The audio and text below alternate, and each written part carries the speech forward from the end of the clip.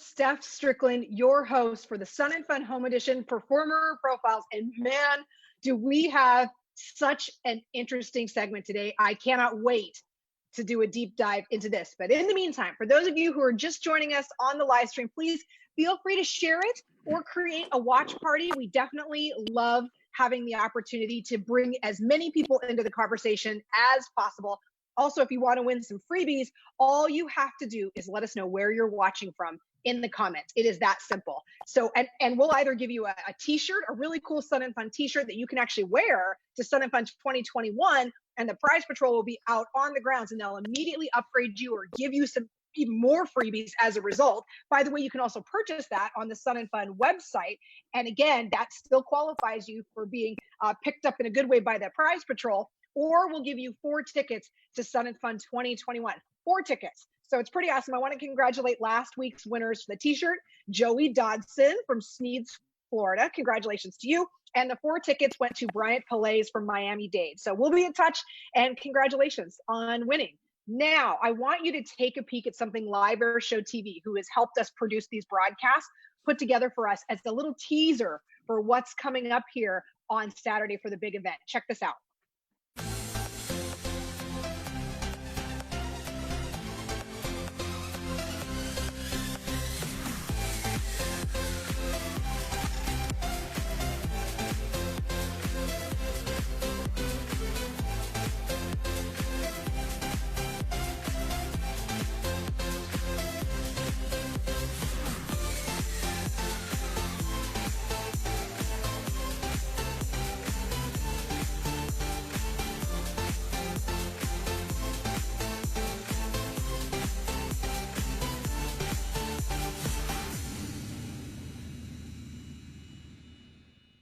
We have Santiago watching us from Mexico City. Holy smokes, that's a long ways away. Welcome. Thank you very much for being a part of our Facebook Live broadcast. We appreciate you.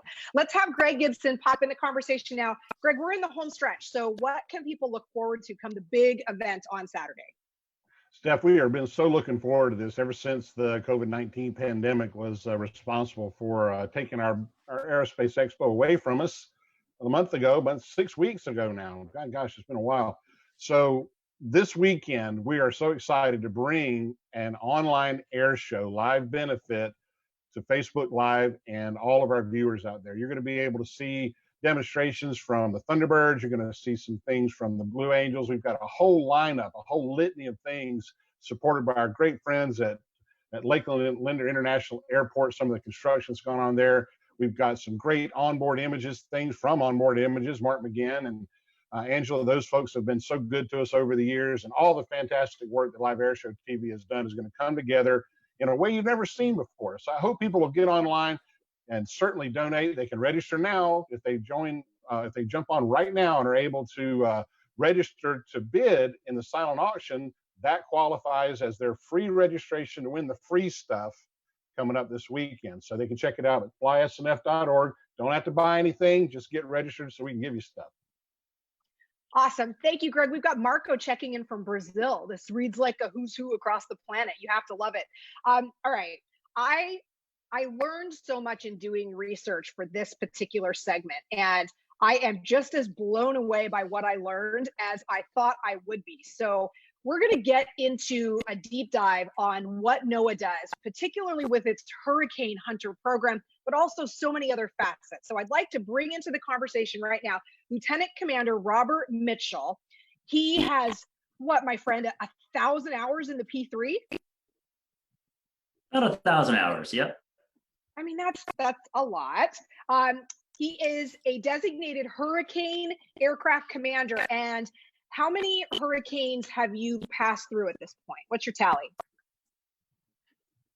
Well, we record how many hurricanes that we've actually flown at the controls through. So I've got about 75 passes through a hurricane at the controls.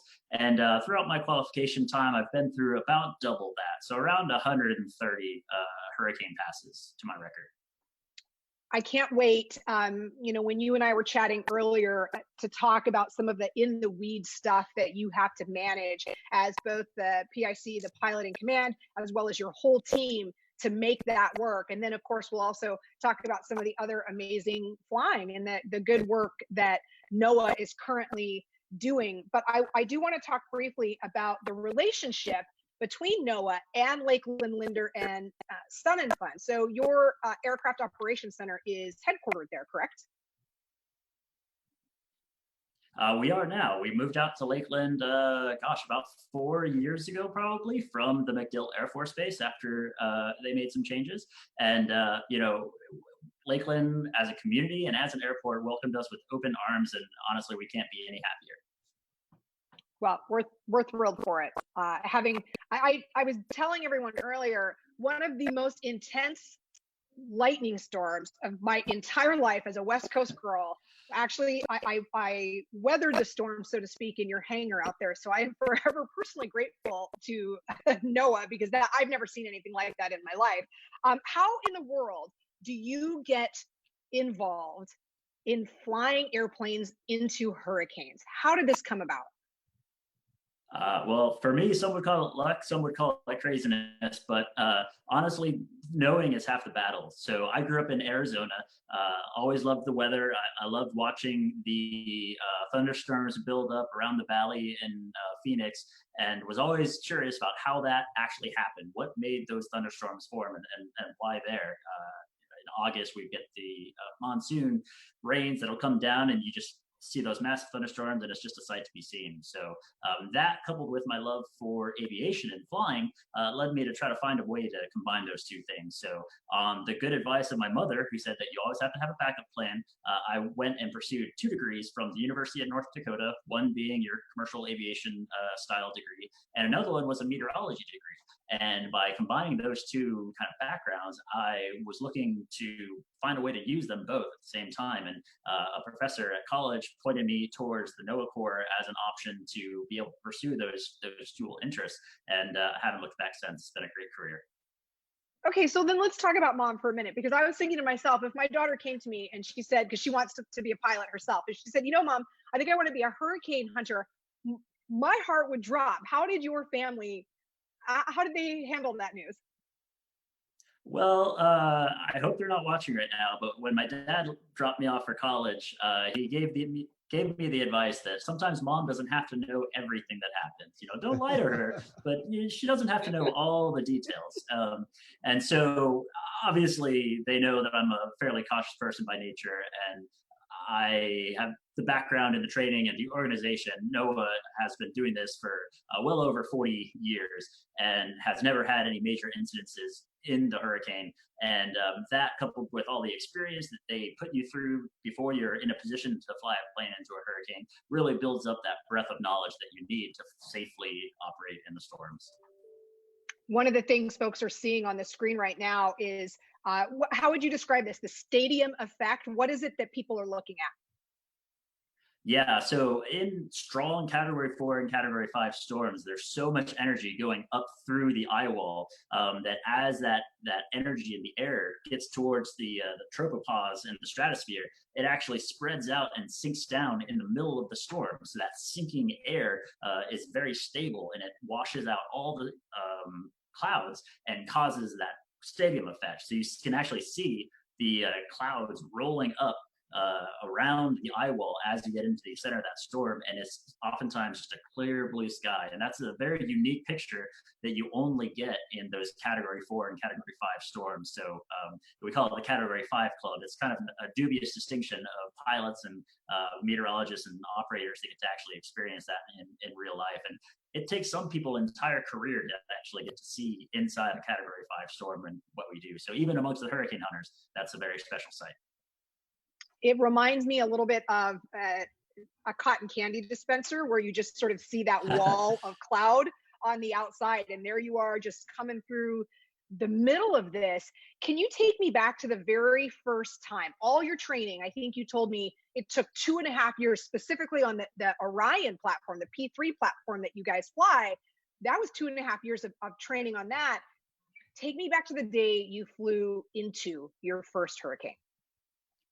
Absolutely, yeah. If only the storm was as soft as cotton candy like you're talking about. So my first storm was actually Hurricane Cristobal, which was a small tropical storm, barely made a Category 1 hurricane. Which, ironically, this is actually the year that the name gets rehashed. So it's going to come up here pretty soon. And that storm, I was brand new. I wasn't even flying the plane yet. I was just riding along for experience.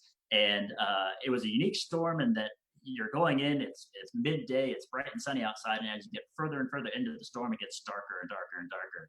And Cristobal, and not only being my first storm, but it was unique in all my experience, and that it was an absolute disco on the inside.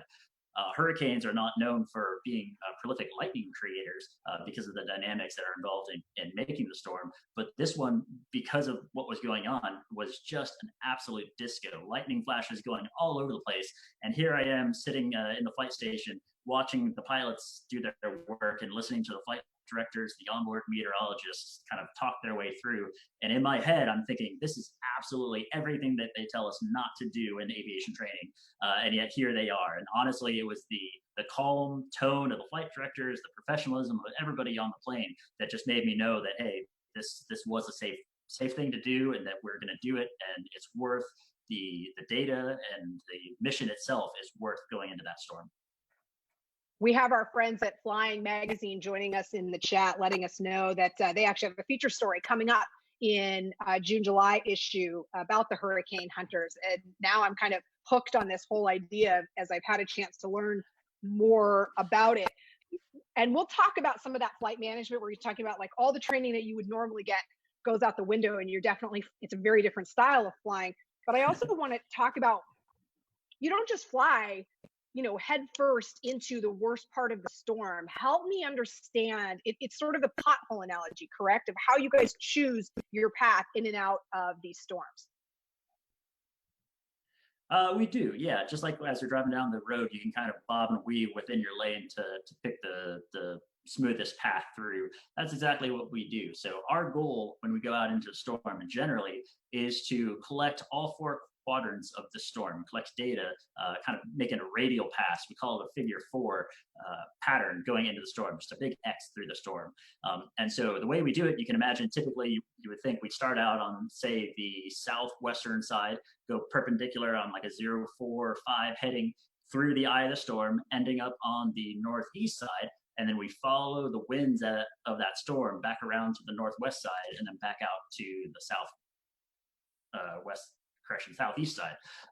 And as we do that, within the requirements of the mission, because we do multiple types of missions, when we're collecting our tail Doppler radar, that requires us to try to fly as straight as possible. That's the instrument that's on the back of the aircraft, taking a 3-dimensional scan through the storm. If we start to bob and weave too much, that impacts the data that we're collecting. So when we're collecting for that mission, we do try to stay as straight as possible, only avoiding the most severe cells as we enter the storm. But as we get to the eye wall, we're working with our flight director, who's our onboard meteorologist, using the nose radar, which is similar to any sort of large commercial aircraft, but also using the multi-mode radar that is on the belly of the aircraft. That radar can scan 360 degrees around the storm and give us a big picture of what it is that we're about to fly into. And so our meteorologists working with the flight crews can coordinate and figure out the best way to enter the eye of that storm to make sure the airplane gets in and out safely.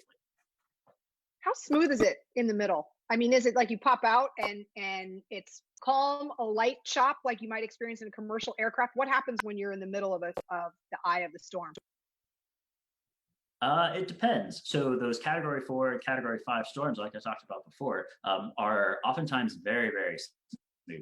As soon as we get into the eye of the storm, our mission does not end. So one of our prime purposes for getting into that hurricane is to find the exact center of that storm. We call it our flight level center. And so by doing that, we enter the storm, and the large probes that you see on the nose and the wingtip of the aircraft are actually gust probes. So those collect little pedostatic pressure information and can actually determine in very high accuracy where the wind is coming from. So as soon as we enter the storm, flight directors are looking at the wind direction and making us fly perpendicular to the wind until we find exactly where that wind changes direction, almost like going over a VOR receiver, and you get that cone of uncertainty goes to 0 and then it goes off on the other side. So as we're doing that, we're trying to fly a nice, smooth, tight turns to find that center. And on a large storm with that subsiding air in the middle of the storm, it's very smooth. But oftentimes, those category 1, 2, 3 storms, there's still thunderstorms in that eye, kind of mixing up with all the dynamics. So it can go from anywhere between smooth to still quite turbulent in the eye of that storm. Why do this? I mean, why is there not technology available that would give you the same information that doesn't involve flying into the storm? What is the benefit in terms of, human life and understanding on the ground for you putting yourself into these positions where you're flying into storms? Absolutely. We've been doing this for over 40 years. And as we go along, we're constantly trying to develop new methods, new technologies to be able to sample the storm and figure out what exactly is making the storm tick and how we can better forecast that storm going forward. So some of the advantages that flying a manned aircraft into the storm provides us is, one, it provides that very fine detail. We can have sensors on the wings, we can have the radars right in the center of the storm, providing us really fine detail, square meter size packets of information that we can analyze and figure out what's going on, because the spectrum between the eye wall, and the outer storm is so narrow that you can go just half a mile and the storm is completely different. So if you had a satellite trying to gather information from above, you're talking about something orbiting the Earth at hundreds to sometimes thousands of miles away, depending on if it's a geostationary or a polar orbiting satellite. And when it has sensors trying to sample the storm, you're going to get something that's several kilometers in diameter as far as the sampling area of that satellite. And so by averaging out those differences, you're really missing some of those changes in the storm. And lastly, there's no substitute for the Mark I eyeball. We have visiting researchers and government scientists that ride along our plane, and they're constantly not only looking at their instruments, but they're looking out those windows, and they can say, that cloud formation is unique. Something about the wind field is different about this storm, and those are what spawn the new ideas and the new ways to look at storms and try to improve that forecast going forward. I have a ton of questions coming in on the chat. So thank you for everyone who's watching on Facebook. Kimberly, this one's for you and for Sean, who both were curious. How does someone become a pilot or an officer within NOAA? What's the process? We know sort of your journey, but is there sort of a general consensus on what folks should consider? So that's a great question, and I'm glad you mentioned becoming an officer within NOAA, because that truly is what we look for when we're recruiting. The NOAA Corps is one of the smallest uniformed services, and what we do is we operate the aircraft and the ships and collect the data that's critical for the decision makers to monitor the climate, the Earth, and support the commerce of the United States. And so there's only about 320 officers in the entire NOAA Corps. So it's, I would like to say select, but honestly, just finding out about us is half the battle. When you apply, what we're looking for is we're looking for leadership capability. We're looking for a STEM background. You don't necessarily have to have a science degree, but we are looking for about 40 semester hours of math, science, or engineering, because we as officers are not only operating the aircraft and the ships, but we are the liaisons between the researchers and the operational expertise of piloting those aircraft and navigating those ships. So we need to be able to apply to both and lend our expertise to help better collect that research. So first of all, stay in school, get a science degree or something with a lot of science background, and then apply.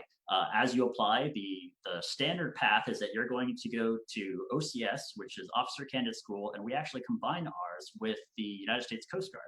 So you're going to go to Coast Guard OCS, you're going to do all the good things that they get to do, and then generally we expect people are going to kind of cut their teeth on one of our research vessels. So there'll be an officer on deck of one of our research ships sailing all around the United States, collecting information on fisheries, hydrography, underwater exploration, and climate. And then you can apply to become a pilot.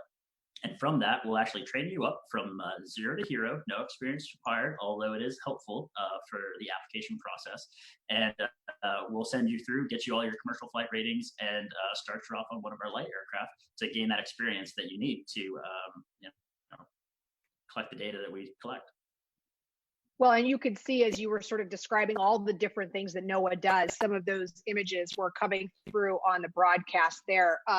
Just in terms of mapping coastal regions very precisely so people understand everything from erosion, storm damage, all of that, dealing with wildlife, endangered wildlife. So many aspects that NOAA touches. I have a question when it comes to hurricane hunting that's coming from Bill LaFlamme. Bill wants to know, how long do you guys stay up in the air? What's your sort of sortie look like, your mission look like? Well, it's interesting. You don't necessarily think about being the limiting factor sometimes, but really the human factor is the limiting factor. RP3s can fly, if you really wanted them to, about 12 to 13 hours.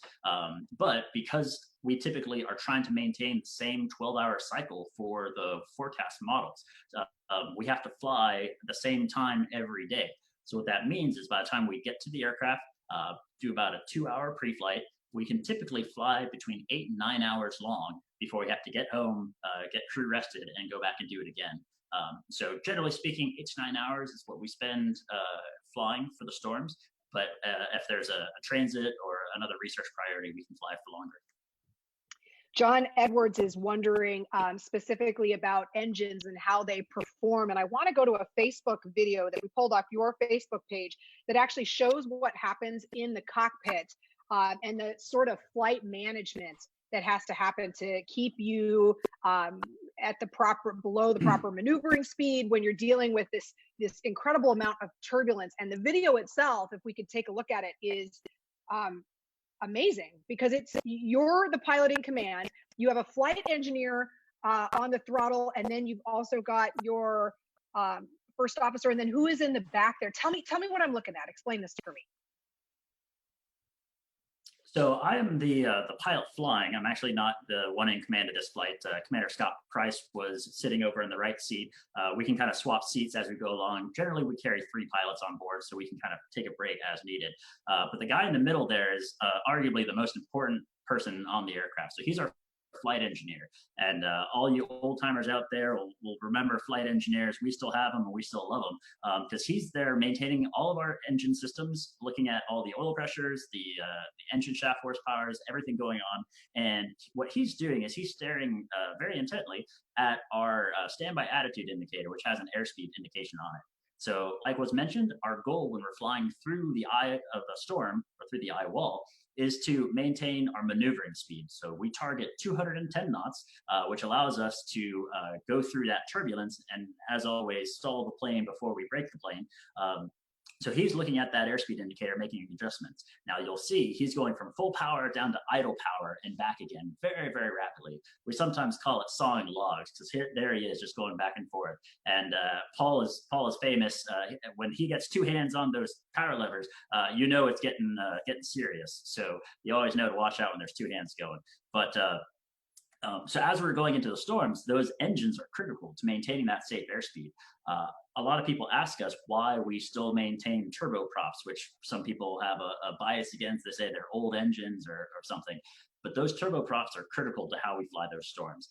As we enter those storms and deal with those updrafts and downdrafts, we need that instant power response of those constant feed turboprops in order to allow us to counteract for those updrafts and downdrafts. If we had a turbofan going into those storms, the delay in adding power and pulling power off would always put us behind the storm as we're going in.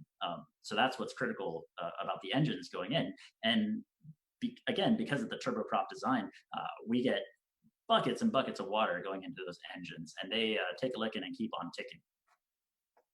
This is amazing. We did have someone specifically asking about why you chose that particular airframe, and I think that answered that. Someone else was curious about the number of people that can fly with you on a mission like this. It's pretty extensive given the size of the airplane. You're taking up a lot of folks. And then I also want to ask, someone has to get sick at some point. You're in the back looking at your instruments or not able to look out a window. That's the vomit comment from where I'm sitting. As I don't know, tell me how many people you fly and how challenging that can be. So our plane, generally in a mission configuration, we can take upwards of 20 people into the storm. That includes 3 pilots, generally 2 flight engineers, that's the flight station. We have 1 to 2 flight directors, so our onboard meteorologists. We also carry a navigator to help us position ourselves in the storm and help with communication. And then we have our data operator who maintains an onboard network and a real-time link to the National Hurricane Center. So we can send our data off in near real time so that it's already ingested into the models before we even get home. And then we have our AVAPS operator, and there's sometimes 1 to 2 of those.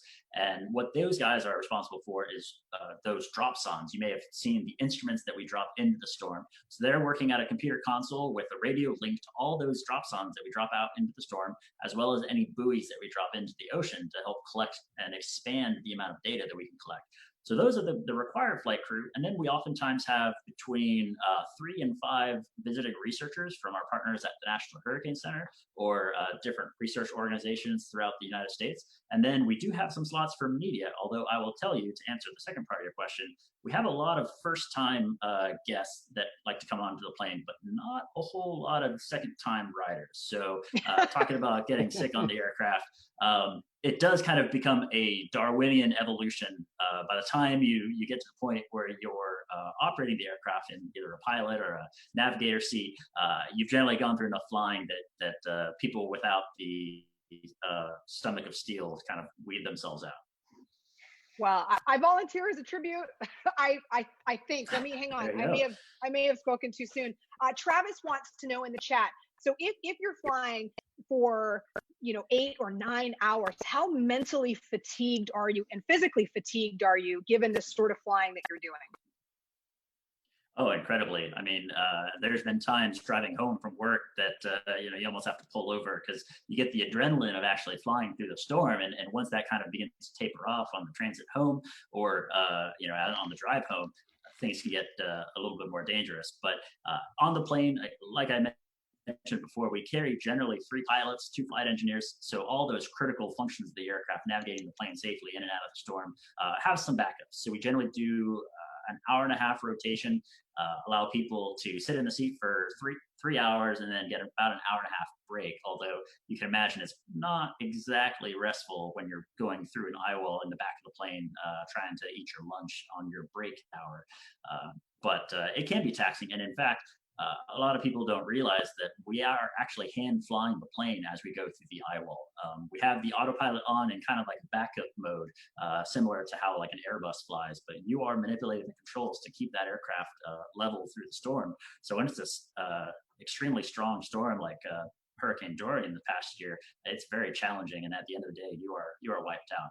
Hopefully you've got a couple hour transit to kind of recoup before you get home. I don't even like commercial flying turbulence. So I'm just looking at the chat right now. I've got a great question coming from John Dodson. What was your worst or most challenging storm for you? Worst or most challenging? I mean, I would say sometimes your last storm seems to be the most challenging and it fades with history. But honestly, Hurricane Dorian was an extremely challenging storm to fly for a couple of reasons. First off, we were flying that storm for about almost 2 weeks. We started flying it out of Barbados when it was still forming way out in the Atlantic, continued flying it as it passed through Puerto Rico and St. Croix. And then as it went into the Caribbean, we were still flying that storm. So it was a long duration storm. And then, as everybody remembers, that storm was very strong, but also very, very small. So whenever you have a small storm that's that strong, all that energy is concentrated in the eye. So I remember one pass we were coming in and we were generally targeting, I think it was 8,000 feet, which is our 850 millibar level, which is kind of our normal research altitude. And as we were flying into the storm, it was so strong in order to maintain that maneuvering speed, that VA, we had to power all the way to idle. And once the airspeed continues to rise, you actually just have to let the airplane climb up and fly up into that updraft. And we actually got almost 3,000 feet high, so up to a little over 10,000 feet before we got into the eye of the storm and was able to maneuver back down to our target altitude. That storm was extremely strong, and it was so close to land that you have another challenge that we don't generally have to worry about, and that's air traffic control. So as we were flying that storm, people were still trying to get out of the islands, and not only from the Caribbean there, but even from the coast of the United States. So we had to deal with approach control on the outer skirts of the storm going in. So it was a very challenging situation. I can't even imagine like the radio traffic listening to that. I honestly, I can't. Travis actually says, you know what, I would do a ride along in a second. So you have apparently sold Travis on this. I have a question coming in from the Florida Air Museum. I want to talk, and there's actually a backstory to this. What is the situation with the Jim Henson Company and the names that you use specifically for your G4 and your P3s? Sure. So our P3s are Miss Piggy and Kermit the Frog, and then our G4 is nicknamed Gonzo. So I've heard a couple different stories, but the most realistic one is that the first one to be named was Miss Piggy. And so before every project and before each season, we go through and we tear apart the aircraft and get it ready for the season. That includes installing new wiring, putting new instruments on the plane, and then of course the recurrent maintenance on it. So anybody who's worked on an aircraft knows that during those times of refitment, the plane can get a little bit messy. So inevitably somebody came onto the plane, we had a tour going on, and somebody mentioned, oh, there's a pigsty. Miss Piggy must live here. And, a couple of the guys took that and ran, and we actually went and got permission from the Jim Henson Company. So, of course, if Miss Piggy is one of our planes, then her boyfriend, Kermit the Frog, must be the other plane. And then our G4 has a unique nose cone on it because of a research radar that we have on there. So it's got the nose that kind of looks like Gonzo. And so one of the folks who actually is out there, David Carlson, is wondering what missions you use the G4 specifically for. Sure. So our G4 is one of our hurricane research aircraft. And as you can imagine, it does not go directly through the storm like the P3s do. What it does is it does what we call synoptic surveillance. So synoptic is kind of that scale above the mesoscale, which is kind of your general thunderstorm. It's looking at the low pressures, the high pressures, the big picture weather. So what they do is you'll sometimes see them. If you track the aircraft on FlightAware or something to that effect, you'll see they're flying way up and down the East Coast. They're flying around the storm, sometimes in 2 or 3 different circles around the storm, but then they may be flying hundreds of miles from the storm. And what they're doing is they're dropping those drop zones, the weather balloons in reverse that we drop out of the aircraft, and they're collecting atmospheric data all around the storm. And they're trying to determine the steering currents or where that storm is going to go by measuring that synoptic flow that's impacting the storm. And so their data is critical. They'll be dropping 40 or 50 of those drop zones at any given mission, and sending that information back to the National Hurricane Center to try to get that track forecast so we know exactly where that storm's going, so that we don't inappropriately or needlessly cause evacuations of communities that aren't going to be impacted. Tanya wants to know specifically as it pertains to the P3, but really maybe your Twin Otters as well, but are there modifications done after the initial construction of the aircraft to increase its stability and strength? That's a great question. So our P3s came straight to us from Lockheed Martin back in 1975 and 1976. And they are essentially unmodified as far as the structure of the airplanes go. Now, recently, they've just gone through a re-winging process because they are getting a little bit old. So we actually completely replaced the wing structure of the wing and the tail.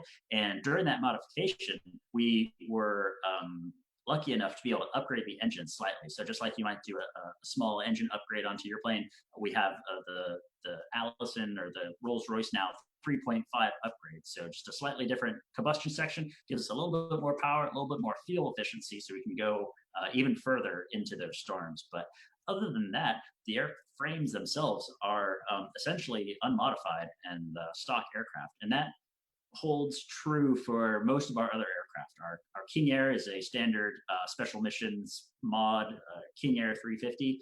Our Twin Otters are airframe-wise mostly stock, and our G4 has only minor modifications to the tail and the nose to be able to support our different radars. One of the aircraft that people may be more familiar with who are watching this stream is the Twin Otter, because it's just used so extensively. And you have a lot of time on the Twin Otter as well. For the av geeks who are watching, can you describe the challenges of flying that aircraft in a pattern so that the people who need to sort of peek out of that bubble window and make their observations can do so? It's a unique type of flying that happens with your Twin Otters. Yeah, absolutely. So our Twin Otter is our motto for the Twin Otter is low, slow, and good to go. So the aircraft is what we call a STOL aircraft, a short takeoff and landing. And although we don't tend to operate off of austere landing strips too often, what we do is we use those STOL capabilities to fly very slow and be able to turn very tightly as we do our different research missions.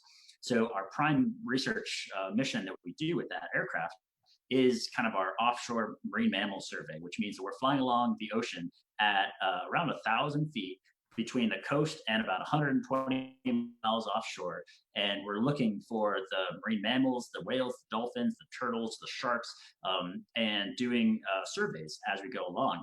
And by being able to have a very low stall speed, we can do, say, 30 to 45 degree steep turns over a whale, stay directly over that whale, almost like a helicopter would, and still maintain a safe margin above stall. So we can make our turns within a couple hundred feet of that whale and allow those researchers to take identifying pictures, to take assessments, to do health assessments, and help with disentanglements. This is interesting to me too. We're talking, if you look on the screen right now, this particular topography mapping is extremely beneficial because it both peeks at what's going on underneath the water as well as what's going on the land. Can you tell me a little bit about that? Absolutely. So that's part of our coastal mapping project. So we work all across the organization with our King Air doing high resolution photogrammetry. So what they'll do is they'll fly along the coastlines and take really high resolution georeferenced data that can essentially define the coastline. So then what we do is in the Twin Otter, we fly perpendicular courses along the coastline with what we call a bathymetric LiDAR. So it's actually a laser that can see into the water and map the bottom of the coast. And by being able to fly very slow to utilize that STOL capability of the aircraft, we can collect more data points as we fly along. So the Twin Otter will now collect undersea data from the coastline out to about 30 feet of depth, all along all of our nation's coastlines. And then beyond that, we have research vessels, large ships and tenders that will go out using sonar to map the rest of the ocean from 30 feet down to the abyss. And all that data then gets combined to create the nautical charts that you use when you go out on your boat on the weekend. You also do snow surveys. And snow surveys, when I was supporting Sun and Fun a couple of years ago, I learned something really interesting. And I hope everyone watching this live feed will find it as interesting as I did. Why are bananas a bad idea on the airplane if you're out doing a snow survey? Like bananas, guys. Bananas are no good on these airplanes if you're trying to do a snow survey. Tell me about that. Well, if you like the potassium, that's great for your breakfast. But for the snow survey, the way that NOAA collects our snow survey data is rather unique. What we do is we fly over similar areas of land essentially 2 times a year. What we do is we collect a background gamma radiation detection of a survey area. The video that you see playing right now is a combination of the same line flown at 2 different times of the year. So the first line we fly essentially in a dry period to get that background gamma radiation data. And then the second time you see, we're flying over in the wintertime. And the snow that falls over the land actually attenuates or blocks some of that gamma radiation. And so by combining those 2 different passes, the relatively dry pass and the snow pass, we can actually determine the amount of liquid water content in that snow.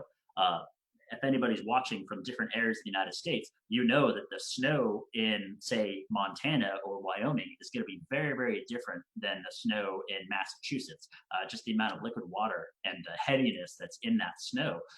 So going out there and taking a snow depth is not quite going to give us the picture that we need in order to help create those flood forecasts for that springtime flooding. So we have 2 aircraft that are dedicated almost full time through the winter to collect this snow survey data to help create those flood forecasts in the springtime to know if and when an area is gonna flood.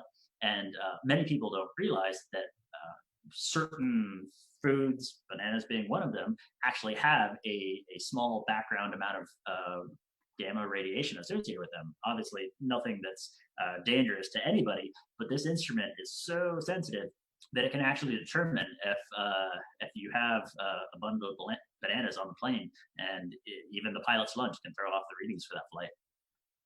See, guys, science is so cool. This is so fascinating. Gene Conrad is joining us in the chat. Gene wants to know what you think about your new home in Lakeland. How are you liking it? I think that's a plant. Welcome, Gene. Glad you're watching. The hangar facility is fantastic over in Lakeland. Again, we could not have been luckier. We were told by our former tenants, the Air Force, that we had to evacuate the hangar for their planned expansion for the Air Force, I think with less than 18 months of notice. So you imagine any sort of large organization trying to not only move to a new facility, but to have a facility built for you in such a short amount of time is absolutely insane to think what Lakeland and Gene and his folks went through in order to make the facility that we have now. In fact, we love the facility so much we bought it twice, in the sense that we are currently expanding at Lakeland to be able to facilitate some of the new aircraft that are going to be coming online in the next couple of years. So we're moving into the hangar right next door. And again, Lakeland has rolled out the red carpet and is doing everything they can to make that a space that's going to support our mission and support the taxpayers of the United States. For all of the work that you do, I know we certainly appreciate you, because NOAA reaches so many different facets of life, and staying either healthy, out of harm's way, or protecting wildlife and coastal regions. All of it much appreciated. I do want to bring in someone now from the Lakeland Aero Club, because again, the partnership with you guys being right there and such a good partner with Sun and Fun and with the Lakeland Aero Club, I want to introduce you to Nick Poucher. Nick has a couple of questions for you. Hey, Nick, how are you doing? Hey, good to see you. Nice to see you too. So I'm going to let you take it away, and feel free to ask your questions of Rob. Go for it. All right, so I'm sitting over in the Lakeland Aero Club hangar. I'm looking over right now inside of your guys' hangar. I see the Twin Otters sitting out there right now. I heard you talked about your meteorology degree and how you wanted to combine that into flying. Was there anything else specifically about NOAA that drew you to flying for them? Because I'm sure if you got selected for NOAA, you had other flying opportunities as well. I think some of the things that drew me to NOAA specifically was not only was it a way to combine my 2 degrees and really participate on the front line of the science, but it was also a fantastic way to serve my country. The NOAA Corps, again, being a uniformed service, we get to serve right alongside the Navy, the Coast Guard, the Air Force, the Marines, everybody.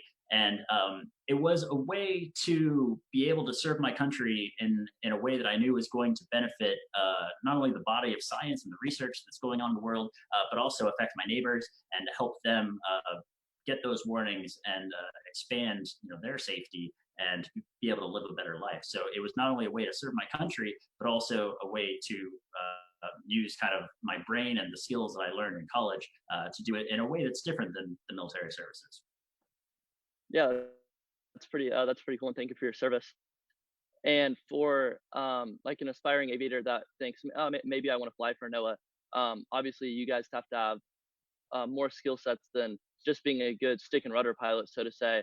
What do you think that the most important skills or areas of study other than meteorology would be for someone wanting to work for NOAA? Yeah, absolutely. The number one thing that I like to tell folks, especially aspiring aviators that want to come into NOAA, is we are officers first and pilots second. So what that means is we need to be able to lend our experience, and we end up doing a lot of things outside of the flight station. In any given year, we as officers are deployed out on the road, traveling with the aircraft, doing the missions, generally around 150 to 200 days out of the year. So more than half the year, you are gone from home supporting those missions. And at the same time, our highest time pilot on any given year will fly around 500 hours. So what that means, and any sort of special missions aircraft operator or pilot will know, is you're not just flying when the weather's good, or in my case, when the weather's bad, but you're looking for that specific weather that supports your mission. So you end up sitting in a hotel or sitting in the FBO a long time waiting for the conditions that you need in order to collect that data. So the better off you can be with not only meteorology, but also being able to understand the science behind the biology. As far as the officers go, we have quite a few people with zoology, marine biology degrees. We've got engineers. We've got an English major somehow, but he's got a lot of science background. And so having that appreciation for the research that's going on will really provide you with the motivation to sit at the FBO for 5 hours a day and end up canceling because of fog or the less fun things that end up happening in support of the mission that you're trying to fly. Yeah, and then I have one more for you. I know for the hurricane hunters in the P3, you guys go international in the Twin Otters for any of your like coastal mapping. Do you guys go down into the islands or any other international destinations with the Twin Otters?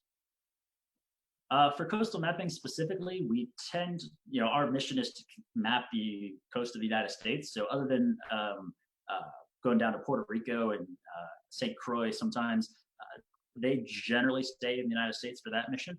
But we do snow survey up in Canada quite often. And as the missions dictate, we will go international in the light aircraft, either down to Baja, Mexico, we've been a few times, again, up to Canada for quite a few of those different missions. And honestly, anywhere that our research requires us to go.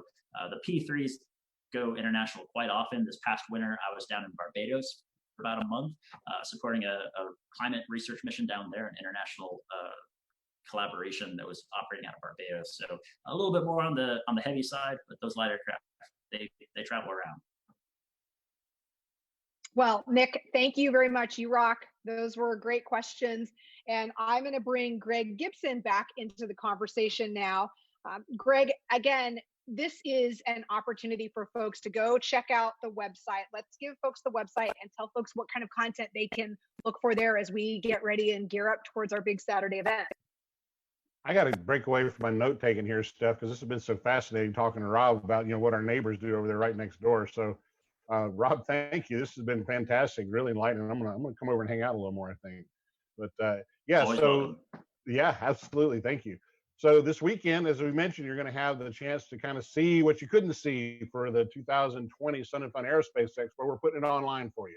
So have a look, flysnf.org. You got a couple of links there. You'll be able to check out all the different things on the Sun and Fun Home Edition, where you can go and look, actually peruse the entire campus, just as if you were here. There's a lot of slideshows, a lot of video, tons of video, in fact, and a lot of different ways to experience Sun and Fun at home. And then while you're doing that, by all means, register for the live or for the silent auction, which you'll be able to then be eligible for winning prizes during the live online air show this weekend.